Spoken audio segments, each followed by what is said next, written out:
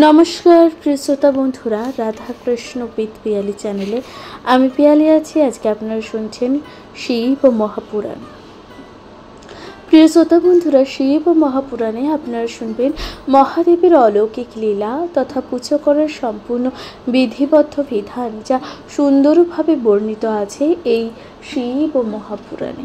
প্রিয় শ্রোতা বন্ধুরা, শিব ও মহাপুরাণে মহাদেবের নানাবিধ পুজো করার বিধান যা সুন্দরভাবে বর্ণিত আছে। আজকের আলোচ্য বিষয়বস্তু ষষ্ঠ সংহিতা ধর্ম সংহিতা। ধর্ম সংহিতার 29তম অধ্যায়, যেখানে আপনারা শুনবেন তুলা পুরুষ দান মাহাত্ম্য। শুনতে থাকুন শিব ও মহাপুরাণ।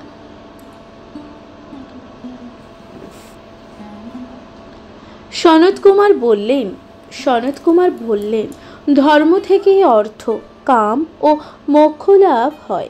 ফলে পণ্ডিত ব্যক্তি তপস্যা, দান, ব্রত, নিয়ম মেনে চলে ধর্মের প্রতি যত্নশীল হবে। সাত্ত্বিক তপস্যা করলে স্বর্গ লাভ হয়। তবে সাত্ত্বিক তপস্যা করলে কি হয়? স্বর্গ লাভ হয়। এই লোকেও ক্রোধ, লোভ, সর্ববর্জন করে রাজত্ব লাভ করে থাকে। পরের জন্ম হলে শঙ্কর পদ লাভ করে বা মুক্তি লাভ করে। রজগুণ বিশিষ্ট তপস্যা করলে রাজস্ব প্রকৃতি হয়ে থাকে।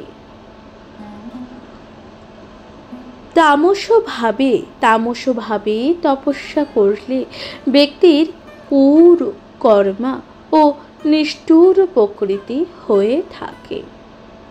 কারণ তামস প্রকৃতি মানুষের চোখে, কাঁধ ও বক্ষদেশ থেকে উৎপন্ন হয়। তারা অন্ধ হয়ে থাকে। যে তপস্যা রজ ও তমগুণে সৃষ্ট তা সাত্ত্বিক, অর্থাৎ যে তপস্যা করলে রজ ও তমগুণে সৃষ্টি তা সাত্ত্বিক, সেটি হলো প্রশস্ত। শাক ও পাতা ভক্ষণকারী ও বাতাস ভক্ষণকারী বিপিন নিবাসী মুনিগণ সেই আচরণ করেন। অত্যন্ত রাগী মানুষ যদি বনিবাস করে তার দোষ ঘটে থাকে। আবার সাধু ব্যক্তিগণ যদি গৃহে বাস করে তাহলে তাদের পঞ্চেন্দ্রিয়কে বশে রাখতে পারে। ঘরে থেকেই তারা তপস্যা করতে পারে। সেই রকম মানুষের কাছে তার ঘরই হলো তপবন। তাহলে কার ঘর হলো তপবন আপনারা শুনলেন। এরপর বলা হচ্ছে জিতেন্দ্রিয় ব্যক্তিগণ এই গৃহাশ্রমে দুষ্কর সব তপস্যা করতে পারে। তাদের কাছে গৃহাক্রমই হলো শ্রেষ্ঠ। বনবাসী তপস্বীগণ সেখানে অতি ক্লেশকর তপস্যা করে থাকে। তপস্যা করতে করতে তারা অত্যন্ত ক্ষুধার্ত হয়ে পড়ে। তখন তারা গৃহস্থের কাছে আসে। গৃহস্থ তাদের অন্নদান করলে তারা তপস্যার ফলের ভাগ গৃহস্থ লাভ করতে পারে। যে ব্যক্তি গৃহাশ্রমকে ভালোভাবে পালন করে সে ব্যক্তি পরকালে নিঃসন্দেহে স্বর্গ গমন করতে পারে। সনত কুমার বললেন, হে কালী তনয়, হে কালী তনয়, সর্বপাপ বিশোধন, সর্বসম্পাদকর। এবং ইহলোক ও পরলোককে ফল সম্পর্কে এবার বলছি। শুভ সময়ে চন্দ্রমৌলি ও মহাদেবের পুজো পূর্বক নিত্য নৈমিত্তিক কাজ শেষ করে নিজের ক্ষমতা অনুযায়ী দান করবেন। যে মানুষ অন্যের দ্রব্য গ্রহণ করে, দেব ও ব্রাহ্মণকে দান করে, সে প্রথমে নিয়র দর্শন করে, পরে পরম গতি লাভ করে। যেমন শতানেক রাজা, তিনি তাদের প্রজাদের সম্পদ নিয়ে দেবদ্বিজে দান করতেন। ফলে তিনি প্রথমে নরকবাসী হন, পরে নিজের পুত্রের সুকর্মের অধিকার পাপ মুক্ত হয়েছিল। ধর্মস্থানে দান করলে সেই স্থানের দেবতা কিছু ফল লাভ করা যায়। অনেককাল আগে ভগবান ত্রিনয়ন এই তুলা পুরুষ দানের কথা বলেছিলেন। যখন মহাত্মা ভার্গব রাম পাপযুক্ত হন, যে রাজা পাপ কর্ম নিরত, শঙ্কর জাতি স্ত্রীতে আসক্ত, মদ পান অন্যান্য খাদ্য ভোজনকারী,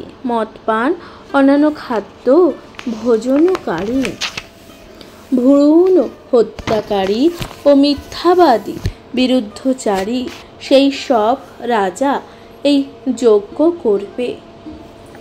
কিংবা সাধারণ মানুষ যারা নিজেদের সকল পাপ মোচন করাতে চায়, তারাও এই যজ্ঞ করবে। এই যজ্ঞে ইন্দ্র, বরুণ, বায়ু, যম, নির্ধীতি, শম্ভু, সোম ও অগ্নির হোম করবে। প্রথমে গ্রহ নক্ষত্রপতির হোম করবে। এই সকল মন্ত্রে বলতে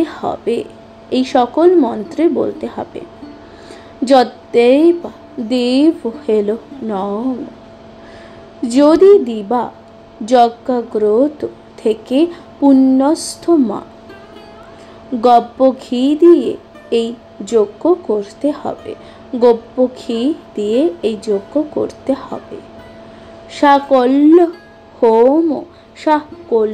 হোম করবে। তারপর সকল দেবতাকে আহুতি প্রদান করবে। দুইটি সুদৃঢ় মহাবলশালী স্তম্ভ নির্মাণ করবে। তারপর সুন্দর গন্ধ ও বস্ত্র দ্বারা বিঘ্ন, কার্তিকেয়, বিশাখের পুজো করবে। এরপর সোম, দীপ, দ্বিজ ও শূলপাণির পুজো করবে। তারপর দান ও রৌদ্র সূক্ত পাঠ করে শুভ্র উপহার, পাদ্য অর্ঘ্য ও আসন দিয়ে পিনাক পানির উদ্দেশ্যে এভাবে বলতে হবে: হে শূলপাণি, আপনি আমার যজ্ঞে আসুন। আপনি দেবী ঈশ্বরীর সাথে একত্রে আমার পুজো গ্রহণ করুন। সূর্যরশ্মির দ্বারা পবিত্র পূজা সপত্নীক রুদ্র আসন করুন। আমার দেওয়া ফুল যা সূর্য কিরণকে পবিত্র ও সপত্নীক রুদ্র তা গ্রহণ করুক। এই সকল গন্ধদ্রব্যের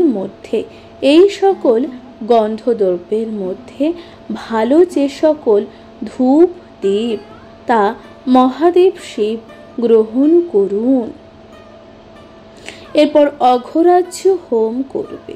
এরপর কি করতে হবে? অঘরাজ্য হোম করবে।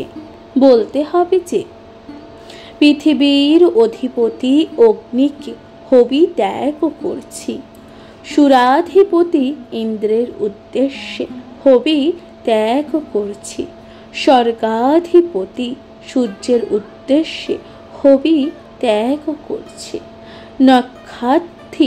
নক্ষত্রাধিপতি চন্দ্রের উদ্দেশ্যে হবি ত্যাগ করছি, জলের অধিপতি বরুণের উদ্দেশ্যে হবি ত্যাগ করছি, তুলা পুরুষ তুলার উদ্দেশ্যে হবি ত্যাগ করছি।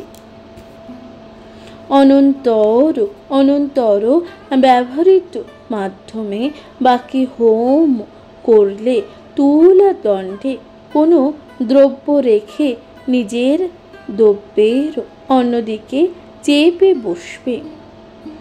ওই তুলা দণ্ডের উদ্দেশ্যে বলতে হবে,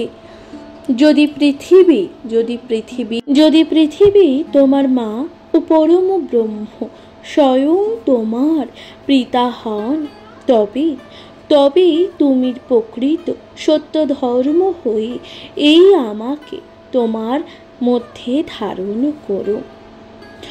অতএব ব্রাহ্মণকে বলবে, হে নরসত্তম। অতএব ব্রাহ্মণকে কি বলতে হবে? হে নরসত্তম, তুমি সত্য বলে মহাত্মা মুনিগণের অপেক্ষায় শ্রেষ্ঠ। এখন আমি যা সকল তোমায় প্রদান করছি তা তুমি গ্রহণ করো। যদি ব্যক্তি নিজেকে প্রদত্ত দ্রব্যের বা অর্থের থেকে হালকা মনে করে তবে পুনরায় তুলা পুরুষ দান করা যায়। একবার দান করলে সকল পাপ দূর হবে। একবার দান করলে কি হবে? সকলে যে পাপ তা দূর হবে। দুইবার দান করলে গানপত্য লাভ হবে। তিনবার দান করলে মহাদেবের সাযুজ্য লাভ হবে। পৌর্ণমাসী যুগাদি চন্দ্র সূর্য গ্রহণে বা তীর্থে দান করলে মানুষ কৃতকৃত্য হয়। যে মানুষ এই দানের কথা শুনে কিংবা দান করতে ইচ্ছা করে সে ব্যক্তি সকল পাপ দূর হয়, ব্যক্তির স্বর্গ গমন ঘটে। প্রিয় শ্রোতা বন্ধুরা, তাহলে এখানেই সমাপ্ত হলো 29তম অধ্যায়। আপনারা শুনলেন তুলা পুরুষ দান ও মাহাত্ম্য, শিব মহাপুরাণ। আপনাদের কেমন লাগলো অবশ্যই আপনাদের গুরুত্বপূর্ণ মতামত দিয়ে জানাতে ভুলে যাবেন না। চ্যানেলে প্রথমবার শুনে থাকলে অবশ্যই পাশে থাকবেন। নিজের কাছের মানুষ প্রিয়জন সকলের সাথে ভাগ করে নিতে ভুলবেন না শিব মহাপুরাণ। এর পরবর্তী অধ্যায় আপনারা শুনবেন 30তম অধ্যায়, যেখানে বলা হচ্ছে পরশুরামের তুলা পুরুষ দান। শুনতে থাকুন শিব মহাপুরাণ। কমেন্টে লিখতে ভুলবেন না হর হর মহাদেব। নমস্কার প্রিয় শ্রোতা বন্ধুরা, রাধাকৃষ্ণ উইথ পিয়ালি চ্যানেলে আমি পিয়ালি আছি। আজকে আপনারা শুনছেন শিব মহাপুরাণ। শিব মহাপুরাণের ধর্মসংহিতা অর্থাৎ ষষ্ঠ সংহিতা ধর্মসংহিতা 30তম অধ্যায় আপনারা শুনবেন পরশুরামের তুলা পুরুষ দান। শুনতে থাকুন শিব মহাপুরাণ। সনত কুমার বললেন যে জন্য ভগবান মহেশ্বর পরশুরামকে তুলা পুরুষ দানের কথা বলেছিলেন সেই সব কথাই এখন যে বলছি, শুনতে থাকুন। তাছাড়া রামের জন্ম বৃত্তান্ত এবং কি কারণে তিনি দান করেছিলেন সেই সকল কথাই তা বলছি, শুনতে থাকুন। কুশিক নামে এক রাজা ছিলেন। তাহলে কুশিক নামে একজন রাজা ছিলেন। তিনি ছিলেন অপুত্রক, কিন্তু তিনি ছিলেন অতি শক্তিশালী ও বলবান রাজা। কোনো কিছুই তার অজেয় ছিল না। তিনি পুত্র লাভের জন্য ব্যাকুল হয়ে উঠেছিলেন। ফলে পুত্র লাভের জন্য তিনি কঠোর তপস্যায় ব্রতী হলেন। সহস্রলোচন ইন্দ্র তার এই কঠোর তপস্যা দেখে তার সামনে এলেন। তিনি তার নিজের রূপ পরিবর্তন করে কৌশিকের গাধি নামক এই যে পুত্র হয়ে এলে। ওই গাধী রাজের সত্যবতী নামে এক কন্যা ছিলেন। রাজা ঋষিপুত্র ঋচিকের সঙ্গে সত্যবতীর বিয়ে দেয়। তার ফলে রচিক অত্যন্ত খুশি হলেন। বেশ কিছু কাল পরে ঋচিকও এক মহাযজ্ঞের অনুষ্ঠান করেন। তিনি যজ্ঞের চারু গ্রহণ করে সেটি তার স্ত্রী সত্যবতীকে দান করেন। দান করার সময় তিনি স্ত্রীকে বলেন, ওই চৌরুকে দুই ভাগে করো, তোমরা তোমার মাতার সঙ্গে খেও। তার ফলে গাধী রাজ্যের ঔরসে তোমার মতো একজন দীপ্তিমান, অজ্ঞেয় ও পবিত্র একজন সন্তান হবে, পুত্র লাভ করবে। তোমরাও বৃত্তি এবং তপস্যা সম্পূর্ণ শ্রমান্নত দ্বিজশ্রেষ্ঠ এক পুত্র লাভ করবে। এই কথা বলে তিনি তপস্যা করার জন্য তপবনে চলে গেলেন। এরপর রাজা গাধী স্ত্রীকে সঙ্গে নিয়ে তীর্থযাত্রার উদ্দেশ্যে বের হলেন। তিনি তার স্ত্রীকে সঙ্গে নিয়ে ঋচিকের আশ্রমে উপস্থিত হলেন। সত্যবতী তাড়াতাড়ি মাতা পিতাকে সাদর সম্ভাষণ জানালেন। তিনি ঋষির কথা মেনে সেই চরু মাতার কাছে রাখলেন। সেই চরুকে সমান দুই ভাগে তার মাতা ও কন্যা যার অংশটুকু গ্রহণ করলেন। এরপর সত্যবতী গর্ভধারণ করলেন।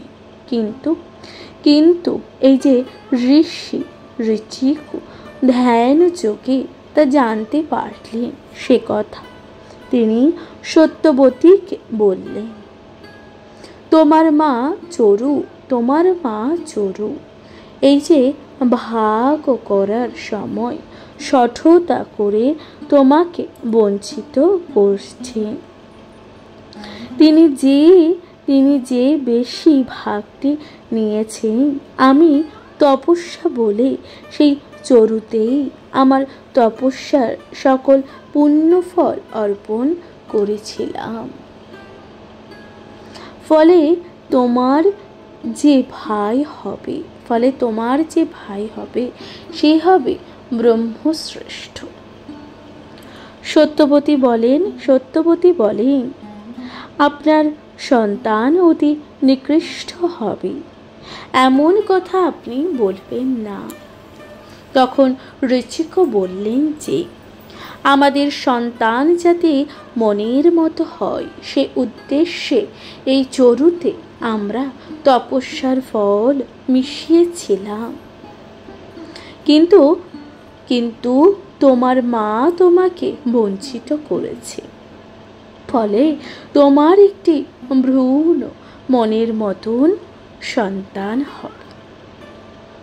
হে ঋষি, হে ঋষি, তখন সত্যবতী বলছেন, হে ঋষি, আপনি তো অন্যভাবে জগৎ সৃষ্টি করে আমায় পুত্রদান করতে পারেন। তা শুনে ঋষিকে বললেন, আমি মন্ত্রপাঠ করে আগুন জ্বালিয়ে এই যে চরু তৈরি করছি, তা কখনো মিথ্যা হবার নয়। আমার এবং আপনার পৌত্র এখন এমন হোক যাতে পুত্র যেন আমাদের মনের মতোই শ্রেষ্ঠ জ্ঞাপক হয়। পুত্র ও পৌত্রতে বিশেষ কিছু নেই, তবে আমাদের পুত্র উগ্র প্রকৃতির হবে। কিছুদিন পর সত্যবতীর একটি পুত্র জন্মগ্রহণ করল। তার নাম রাখা হলো যমদগ্নি। রাজা গাধীর ঔরসে পুত্র জন্ম নিল, তার নাম হলো বিশ্বামিত্র। ক্রমে বিশ্বামিত্র হলেন বিশাল ধনুর্বিদ ও সর্বশাস্ত্রে পারদর্শী। ওই সময় হৈহব বংশের একজন কার্য বীর্যার্জুন দেবতার কাছ থেকে বর লাভ করেছিলেন। সেই বরটি ছিল, তিনি নিজের বাণের মধ্যে আগুন উৎপন্ন করতে পারলেন। ওই বর লাভ করে কার্তবীর্য গ্রাম, নগর ও শহরে একে একে পুড়িয়ে দিতে লাগলেন। এক সময় বরুণ দেবের বাড়িতে পুড়িয়ে দিলেন। মহর্ষি অপস্তম্ভ তার আশ্রম পুড়িয়ে দেবার জন্য রাগের বশে কীর্তবীর্যকে অভিশাপ দিয়েছিলেন। এই যে জাগদগ্নি পুত্র পরশুরাম তোমাকে একদা এক পৃথিবী থেকে নিঃশেষ করবে, এই অভিশাপ দিয়েছিলেন। সেদিন আর বাকি নেই। অনন্তর পরশুরাম অস্ত্র শিক্ষার জন্য শিবের কাছে যান। সেখান থেকে তিনি সর্বশাস্ত্র বিদ্যায় পারদর্শী হন, অস্ত্র শিক্ষাও লাভ করেন। ওই সময় কার্তবীর্যার্জুন যমদগ্নির আশ্রমে উপস্থিত হয়ে তাকে কামধেনুটি চেয়ে বসলেন, কিন্তু যমদগ্নি তা দিতে অস্বীকার করেন। তখন কার্তবীর্য জোরপূর্বক ধেনুটি নিয়ে চলে যেতে লাগলেন। তথাকালে পরশুরাম এসে উপস্থিত হলেন। তিনি কার্তবীর্যকে সঙ্গে প্রবলভাবে যুদ্ধ করেন। সে কি ভয়ঙ্কর যুদ্ধ! কার্তবীর্যের 1000 হাতকে তিনি কুঠার দ্বারা কেটে দিলেন। কার্তবীর্যের ছেলেরা তখন একত্রে মিলিত হয়ে যমদগ্নির আশ্রমে এসে তাকে হত্যা করে। পরশুরাম বসে থাকার যোদ্ধা নন। তিনি তখন সেই ছেলেদের সকলকে হত্যা করেন। সেই সঙ্গে পিতা যমদগ্নির দেহে যতগুলি আঘাতের চিহ্ন দেখেছিলেন, ততবার পৃথিবীকে ক্ষত্রিয়হীন করার জন্য প্রতিজ্ঞা করলেন। পরশুরামের প্রতিজ্ঞা যে ভোলা নয়। তিনি একের পর এক পৃথিবীকে নিক্ষত্রিয় করতে লাগলেন। ফলে ক্ষত্রিয়দের স্ত্রীগণ অরণ্য বিভিন্ন ঋষিদের আশ্রম থেকে সন্তান লাভ করতে লাগলেন। আবার ক্ষত্রিয় উত্থান হতে লাগল। বেশ কিছুদিন পরে পুনরায় ক্ষত্রিয়দের সংখ্যা বেড়ে গেলে পরশুরাম ক্ষিপ্ত হয়ে ওঠেন। তিনি পুনরায় ক্ষত্রিয় নিধন যজ্ঞ করলেন শুরু। এবার ব্রাহ্মণদের ঔরসে ক্ষত্রিয় নারীদের গর্ভে সন্তান জন্মাতে শুরু করে। আবার পরশুরাম তাদের বধ করেন। এভাবে 21 বার তিনি পৃথিবীকে নিক্ষত্রিয় করেন। কিন্তু ক্ষত্রিয় বধের জন্য তার মনের মধ্যে কোনো পাপবোধ হতে লাগল। তিনি কশ্যপাদি মুনিগণকে ধেনুদান করতে লাগলেন, তথাপি শান্তি পেলেন না। তখন তিনি অশ্বমেধ যজ্ঞ করলেন, তবুও শান্তি তিনি পেলেন না। তখন তিনি কশ্যপ মুনির কাছে পরামর্শ নিলেন। কশ্যপ তাকে বলেছিলেন, তুলা পুরুষ দান করলে সকল পাপ থেকে মুক্তি হয়। তারপর তিনি তপস্যার জন্য অরণ্যে গিয়েছিলেন। পরশুরাম তুলা পুরুষের মতন মহাদান করেছিলেন তার পাপ মোচনের জন্য। স্বর্ণ না দিতে পারলে রূপ দ্বারা তুলা পুরুষ দান করা যায়। নিজের মঙ্গলের জন্য কোনো ব্যক্তি ঘি, মধু, গুড়, কাপড় ও সোনা সহ তুলা দণ্ডে আরোহণ করতে পারেন। তুলা পুরুষ দানে সকল পাপ যে বিনষ্ট হয়। ওই তুলা পুরুষ দানের সময়, এই যে সময় বলতে হবে, আমি বাল্য, যৌবনী, বার্ধক্য কিংবা জ্ঞানী অজ্ঞানী যে সকল পাপ কাজ করেছি, তুলারূপী মহাদেব আমাদের সেই সকল পাপ আপনি দূর করুন। আমার উপার্জিত ধন এই তুলায় অর্পণ করেছি। আমার উপার্জিত ধন এই যে তুলায় আমি অর্পণ করছি। এই সকল অর্পিত সম্পদের মাধ্যমে আমার সকল পাপ দূর হোক। এ কথা বলে ওই সম্পদ ব্রাহ্মণদের দান করতে হবে। তবে একজন ব্রাহ্মণকে সকল সম্পদ দান করা চলবে না, কমপক্ষে 10 জনকে দেবেন। ওই দানের মাধ্যমে চতুর্দশ ইন্দ্রের কাল পর্যন্ত স্বর্গবাস করতে পারে। তাহলে আপনারা শুনলেন এই যে তুলাদাস পর্ব, এই যে তুলা দান যে পর্বটি কি?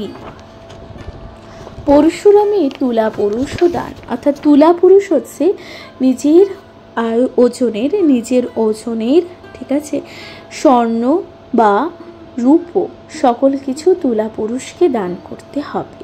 ঠিক আছে, এবার নিজের মঙ্গলের জন্য ঘি, মধু, গুড়, কাপড়, সোনা সহ তুলাদণ্ডে আরোহণ করতে পারো এবং সেই সকল বস্তু দরিদ্র ব্রাহ্মণ বা ব্রাহ্মণদের মধ্যে অন্তত 10 জন ব্রাহ্মণদের মধ্যে ভাগ করে দিতে হবে। তাহলেই হবে এই যে তুলা পুরুষ যে দানটি সেটা সার্থক হবে। এই দানের মাধ্যমে চতুর্দশ ইন্দ্রের কাল পর্যন্ত স্বর্গবাস করা যাবে। প্রিয় শ্রোতা বন্ধুরা, তাহলে এখানে সমাপ্ত হলো 30তম অধ্যায়। আপনারা শুনলেন পরশুরামের তুলা পুরুষ দান। আপনাদের কেমন লাগলো শৈব মহাপুরাণ? অবশ্যই আপনাদের মূল্যবান মতামতই জানাতে ভুলে যাবেন না। চ্যানেলে প্রথমবার শুনলে অবশ্যই পাশে থাকবেন। নিজের কাছের মানুষ, প্রিয়জন সকলের সাথে ভাগ করে নিতে ভুলে যাবেন না। শৈব মহাপুরাণ। কমেন্টে লিখবেন হর হর মহাদেব। এর পরবর্তী অধ্যায় আপনারা শুনছেন 31তম অধ্যায়, যেখানে বলা হবে পাতাল বর্ণন। শুনতে থাকুন শিব মহাপুরাণ। নমস্কার প্রিয় শ্রোতা বন্ধুরা, রাধাকৃষ্ণ বিদ পিয়ালি চ্যানেলে আমি পিয়ালি আছি। আজকে আপনারা শুনছেন শিব মহাপুরাণ। শিব মহাপুরাণের আজকের আলোচ্য বিষয়বস্তু ষষ্ঠ সংহিতা, ধর্ম সংহিতা। আপনারা শুনবেন ধর্ম সংহিতা 31তম অধ্যায়, যেখানে বলা হচ্ছে পাতাল বর্ণনা, অর্থাৎ পাতালের বর্ণনা সম্পর্কে, যা আপনাদেরকে সাথে পাঠ করে শোনাতে চলেছি। তাহলে শুনতে থাকুন শিব মহাপুরাণ। প্রশ্ন: ব্রহ্মাণ্ডের পরিমাণ কত? বলুন তো, ব্রহ্মাণ্ডের পরিমাণ কত? কি দিয়ে তৈরি এবং তার আধারই বা কি? এখানে উত্তর বলা হচ্ছে, উত্তরে বলছেন যে ব্রহ্মাণ্ডের পরিমাণ শেষ নেই, অর্থাৎ এই যে পুরো বিশ্ব ব্রহ্মাণ্ড, তার কিন্তু কোনো শেষ নেই, সে অনন্ত। শিবপদ থেকেই তার উৎপত্তি। ওই শিবপদ থেকে উৎপত্তি হয়েছে মহাব্যোমের। ব্যোম থেকে উৎপত্তি বাতাসের। বাতাস থেকে উৎপন্ন হয়েছে অগ্নি। আবার অগ্নি থেকে জল, জল থেকে পৃথিবী। এই যে পাঁচটি জিনিস একসঙ্গে মিশে হয়েছে পঞ্চভূত, সৃষ্টি হয়েছে। তাহলে এই যে পঞ্চভূত কি কি? পঞ্চভূত কি কি? পাঁচটি জিনিস, অর্থাৎ এই যে বিশ্ব ব্রহ্মাণ্ডে তো প্রথমে কোনো পরিমাপ নেই, সে যে অনন্ত। শিবপদ থেকে উৎপত্তি হয়েছে, শিবপদ থেকে তার উৎপত্তি। এই যে শিবপদ থেকে আবার উৎপত্তি হয়েছে মহাব্যোমের। এবার এই যে ব্যোম থেকে উৎপত্তি হয়েছে বাতাস, বাতাসও থেকে উৎপত্তি হয়েছে অগ্নি, এবং অগ্নি থেকে উৎপত্তি হয়েছে জল, জল থেকে উৎপত্তি হয়েছে, এই যে জল থেকে আবার উৎপত্তি হয়েছে পৃথিবী। এই পাঁচটি জিনিস একত্রে মিশে হয়েছে পঞ্চভূত। এই পঞ্চভূত থেকে সৃষ্টি হয়েছে একটি অণ্ডের। সেই অণ্ডই হলো ব্রহ্মার সৃষ্টি। জলের মধ্যে অবস্থিত অণ্ডের 7টি তল, আবার ওপরের দিকে আছে 7টি তল। তার আধার হলো অনন্ত নাগ। ব্রহ্মার আদেশে তিনি এই জগৎকে রক্ষা করেছেন। তবে আজ পর্যন্ত কেউ এই যে অনন্ত রাগের গুণকীর্তন ঠিকঠাকভাবে করতে পারেননি। তিনি বাকহীন, হাজার মাথাযুক্ত। তার আলোর চারিদিকে আলোকিত। তা থেকে হাজার মাথা আছে। ওই হাজার মাথার মধ্যে, ওই যে হাজার মাথার মধ্যে হাজার মণি অবস্থিত। তার ঘূর্ণিত চোখগুলি সবই যে প্রদীপ্ত। তার মাথা কিরীট, গলায় মালা, কানে কুণ্ডল। তিনি নীল বসনে ঢাকা থাকেন।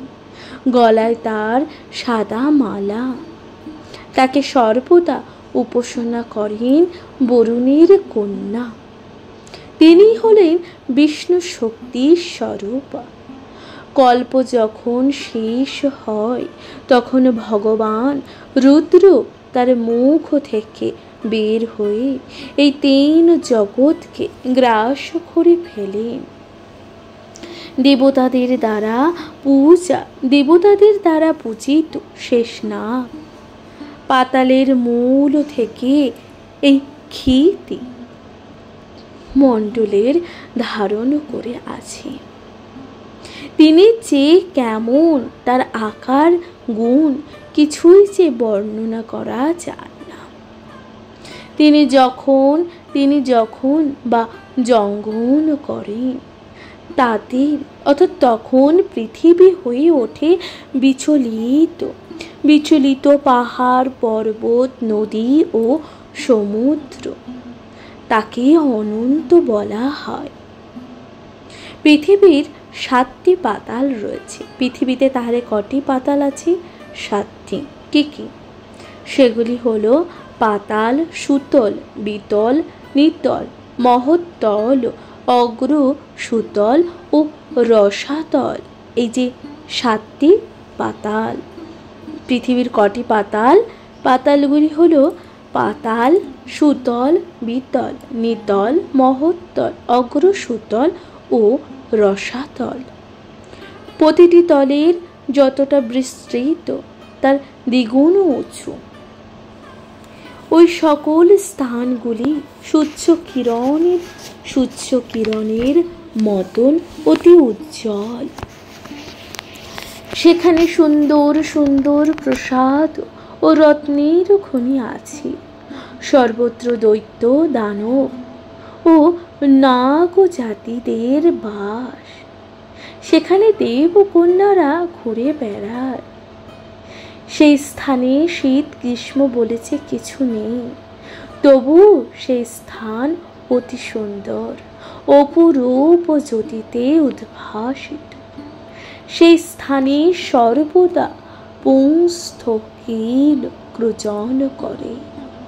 মধুর বন্য ফল মূল, রমণীর নদী ও সরোবর, অতি শুভ্র ও ভীষণ সুগন্ধ অনুলেপন ও বীণা বেণু মৃদঙ্গ ধ্বনিতে পরিপূর্ণ সেই পাতাল। দৈত্য, দানব ও মানব তপস্যা বলে সেখানে সুখ ভোগ করে। এই হলো ব্রহ্মাণ্ডের বর্ণনা। এখানে একটি সুন্দর শ্লোক আছে যেখানে বলা হচ্ছে যে বীণা বেণু মৃদাঙ্গ নাং স্ননা জ্ঞানিচ দেচ দৈত্যর গৈশ্চ ভুজন্তে পাতালৈব সুখানিচ তপস্যা সম বাপ্তানি দানবেই সিদ্ধ মানব। প্রিয় শ্রোতা বন্ধুরা, এখানেই সমাপ্ত হচ্ছে 31তম অধ্যায়, যেখানে শেষ হচ্ছে পাতাল বর্ণনা। শিব মহাপুরাণ আপনাদের কেমন লাগলো অবশ্যই আপনাদের মূল্যবান মতামত জানাতে ভুলে যাবেন না। চ্যানেল প্রথমবার শুনে থাকলে অবশ্যই পাশে থাকবেন। নিজের কাছের মানুষ প্রিয়জন সকলের সাথে ভাগ করে নিতে ভুলে যাবেন না। শিব মহাপুরাণ আজকের মতো জানাচ্ছি এখানে বিদায়। ভালো থাকবেন, সুস্থ থাকবেন। কমেন্টে লিখতে ভুলে যাবেন না। হর হর মহাদেব। নিজের কাছের মানুষ প্রিয়জন সকলের সাথে ভাগ করে নেবেন। নমস্কার। অবশ্যই পাশে থাকবেন, সাবস্ক্রাইব করে দিয়ে পাশে থাকবেন। আজকের মতো জানাচ্ছি বিদায়। নমস্কার।